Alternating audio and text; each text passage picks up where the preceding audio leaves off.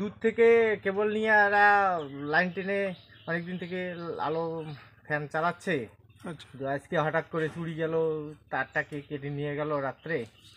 আপনারা কি কখনো শুনেছেন এই তার চুরি যায়? মানুষের তো বাড়ি চুরি যায় শোনা যায়, কিন্তু তার চুরি যাচ্ছে তার এখন। তো যখন এই জলের মিটার দিয়ে যারা সেচের কাজ করে ওদের তার মাঝে মাঝে চুরি যায়।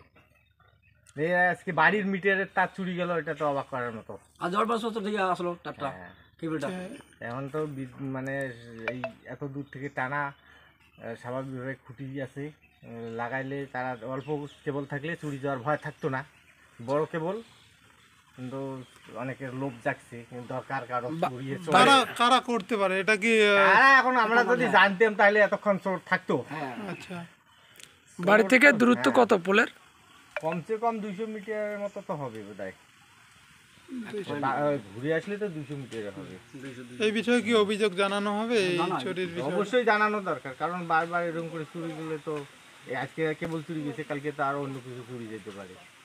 আচ্ছা, কার কেবলটা চুরি গেছে? রহমান মিয়া। আচ্ছা, আপনার নাম? মনোরঞ্জন দেবনাথ। এই জায়গাটার নাম কি? এই জায়গাটার নাম নগরলাল বাজার, দেবনাথ পাড়া।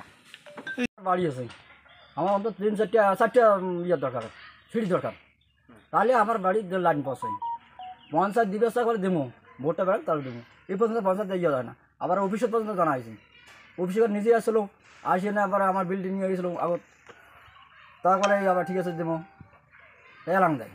অফিস কর্তৃপক্ষকে লিখিত জানিয়েছেন? নাকি তো জানাই নেই, জানাবেন? জানাবো। মানে পোল দূরে হওয়ার ফলে কি সমস্যা হচ্ছে আপনাদের? এই তো কেবল চুরি যায়। কেবল চুরি যায়? হ্যাঁ, এই সমস্যা। ঝড় বৃষ্টি আবার লাইটটা আবার ইয়ে হয়ে যায়, বাস ঘাস পড়ে বিভিন্নভাবে আর কি, গাড়ি ঘোড়া যায় রাস্তা দিয়া। এখানে কয়টা বাড়ি রয়েছে? এই 7টা বাড়ি। আচ্ছা, মানে পোলটা পাশাপাশি হলে সুবিধা সুবিধা হয়। কি নাম আপনার? রহমান মিয়া। এই জায়গাটার নাম? নগরলাল বাজার, দেবনাথ পাড়া।